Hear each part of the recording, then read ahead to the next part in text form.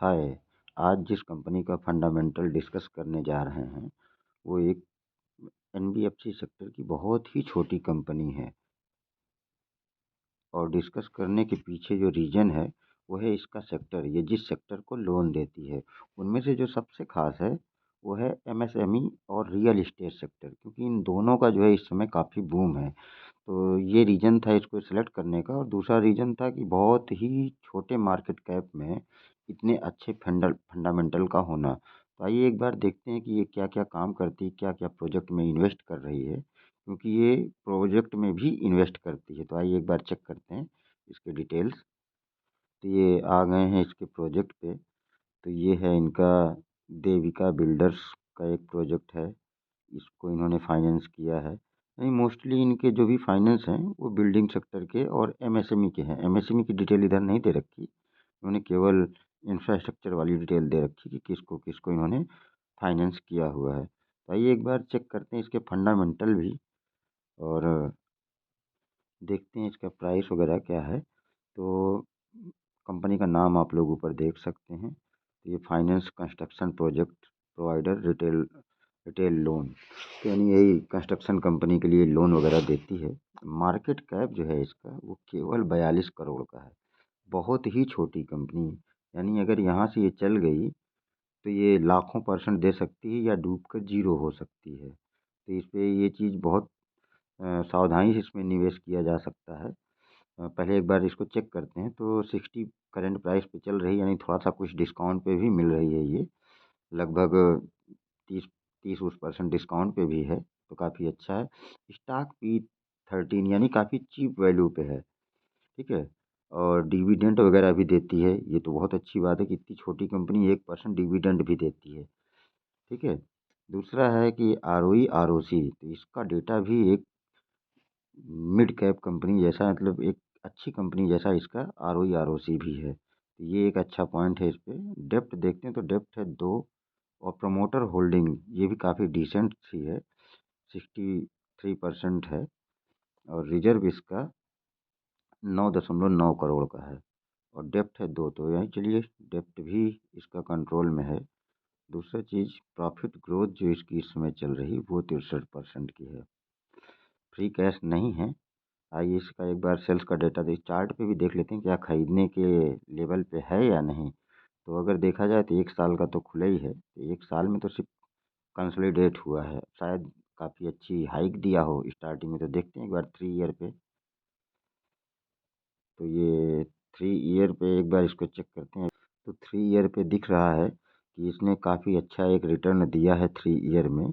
लगभग ये जो है 21 रुपये से 60 रुपये तक गया हुआ है, और 5 ईयर में भी इसकी काफ़ी ग्रोथ थी। तो सिर्फ ये कंसोलिडेट हो रहा है, तो इस समय लेने वाले जोन पे तो है। अगर ये 50 के नीचे मिल जाए तो बेस्ट है, लेकिन लगता तो नहीं है कि वहाँ तक जाएगा, ठीक है।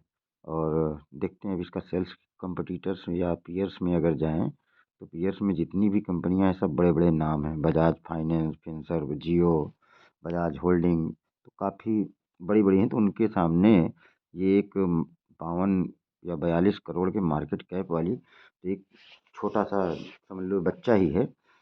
अब रिस्की तो बहुत है, लेकिन फिर भी एक बार इसका डेटा जो है चेक करते हैं। सिर्फ ये डेटा चेक करने के पर्पज़ से ही वीडियो बना रहा था। तो सेल्स का डेटा एक बार चेक करते हैं। तो सेल्स में 2011, 14, 15, 16 और ये 17 में थोड़ा सा डाउन हुआ था, 18 में फिर 0.4, फिर 1.4, फिर 20 में 3.6, फिर 21 में 5.2, और 22 में 8.3, और फिर 23 में 11.5। यानी लगातार फिर 14, फिर 15, यानी लगातार सेल्स में ग्रोथ हुई है। और कोई भी कंपनी तभी आगे बढ़ सकती है जब उसका सेल्स जो है वो लगातार बढ़ता है, ठीक है। सेल्स के साथ प्रॉफिट भी बढ़ना चाहिए। तो एक बार देखते हैं नीचे। तो देखिए ओपीएम, ओपीएम इसका काफ़ी अच्छा है और बहुत ज़्यादा है, यानी इसको जो है अपने सेक्टर में इसकी काफ़ी डिमांड भी है, ठीक है। मोनोपोली टाइप का होता है, उन्हीं के ओपीएम इस तरह के होते हैं, लेकिन हो सकता है फ्यूचर में कुछ कम भी हो। और नेट प्रॉफिट की इसकी ग्रोथ अगर देखी जाए तो प्रॉफिट भी इसका 3, 4, फिर 58, 64, यानी लगातार ये भी ग्रो कर रहा है। जितनी छोटी ये कंपनी है और उसके हिसाब से जिस तरह से इसका डेटा है, वो बिल्कुल ग्रोथ शो करता है कि फ्यूचर में इसकी काफ़ी अच्छी ग्रोथ होगी।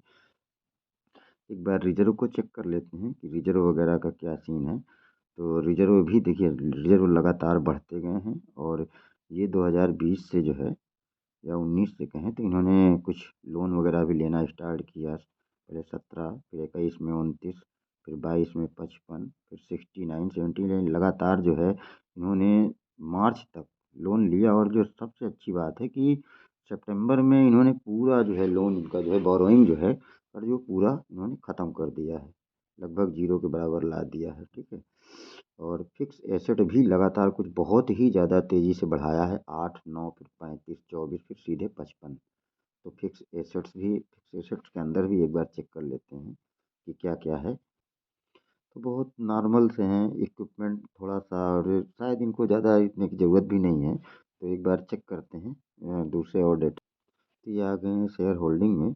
तो प्रमोटर 2021 से 63.93 थे और ये अभी तक इतने ही बने हुए हैं। ठीक है।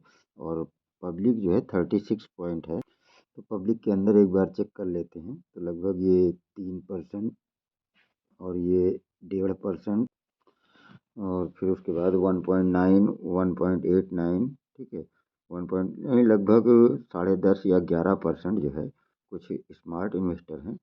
तो फिलहाल देख कर तो ये काफ़ी अच्छा इसका चार्ट लग रहा है और इसकी जो ग्रोथ भी है वो भी काफ़ी अच्छी लग रही है। बस ये एक मात्र पर्पस था इसको बनाने का।